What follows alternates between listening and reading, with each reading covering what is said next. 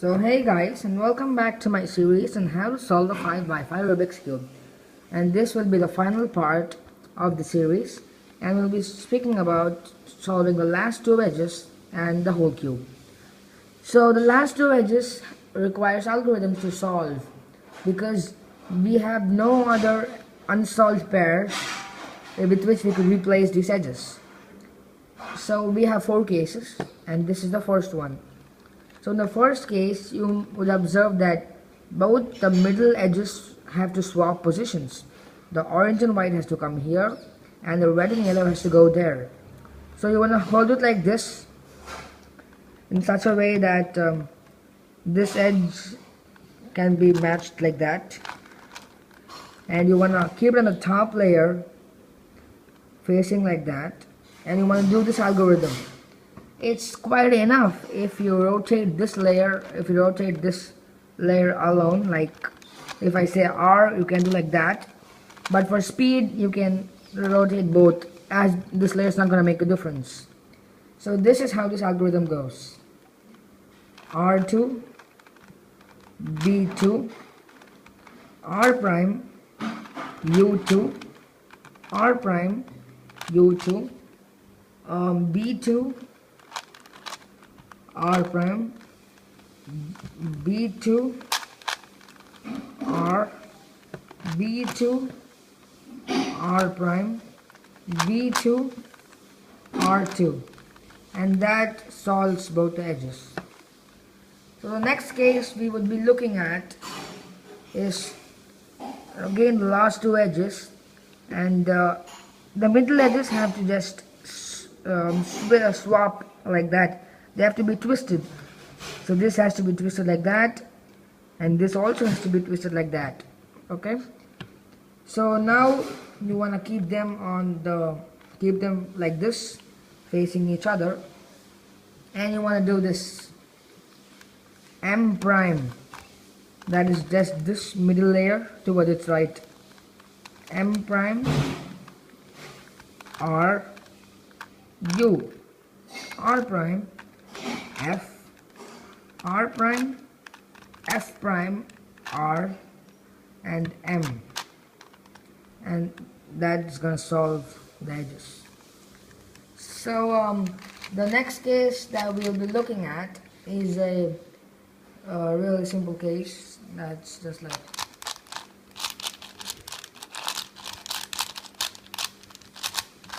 okay. So this is the case. So it's just one edge that has to swap. Like every other edge is solved, and there's only one edge remaining where the middle edge has to swap. So you can't use the previous algorithm, as it will also swap the middle edge of a solved pair. So now it's time for just one edge. So this algorithm is similar to the edge parity of the 4x4, where this has to swap. The algorithm goes like, so that's what you would do in a 4x4. So the algorithm is the same. I'll just be showing my way of how I orient this. So like there are two algorithms which you can use. One is I'll just tell you the algorithm. So the algorithm goes like R2, B2, U2, L, U2, R prime, U2, R, U2, F2, R, F2, L prime, B2, R2. So that's how it's done. I'm sorry that my B rotation was not visible. So I just did it like that was my B2. So, and that would solve the edges. So there is an alternate algorithm for this, but I just don't think I'll be showing that in this video. I'm sorry. So the next case that we'll be talking about is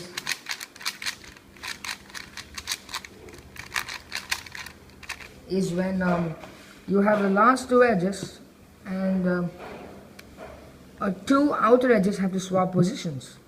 Like this white and blue has to go over there, and the red and yellow, I have to come over here. I'm sorry guys. So you don't want them to be in such a way like this, where they're opposite. You want both the outer edges which have to be swapped on the right side. So that would be something like this. So both the outer edges that have to be swapped towards the right, keep it on top and do the following algorithm. L prime, U2, L prime, U2, F2, L prime, F2, R, U2, R prime, U2, L2, and that should swap both the edges.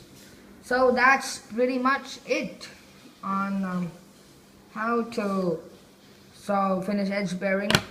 So you must be knowing how to solve the cube by now, but if you don't know, I'll just tell you.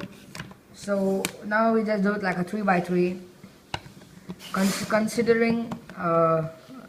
considering this one full center edge to be this one piece, and this edge is this one piece, and the corner is this. So that's how you do. So like I'll show you. Okay, so you do your cross normally.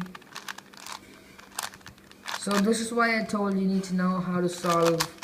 So there's our cross, and you want to make sure that after you finish edge pairing, you rotate only the outer layers like this, this, and this, and you don't rotate any of double layers together. Okay, so I'm just using F12 to finish my edge pairing. There comes my first pair. Or if you're not sure with F12, you would probably put the corner inside first, and then you would put the edge next, like that. But if you know F12, awesome, rock on. Just put in your F12 pairs. So that is it, I guess. Yeah. So there we're done with 2 layers, as you can see. So the top layer, OLO. If you're not sure with OLO, you can just go by the beginner's method. It's gonna be solved anyhow you do it, and PLL. So there we're done with the 5x5. So hope you enjoyed my video, and if you want any other tutorials, please comment. You have all the rights to comment down, and I'll make a video of that as soon as possible. Please subscribe and a thumbs up. Thank you guys for watching.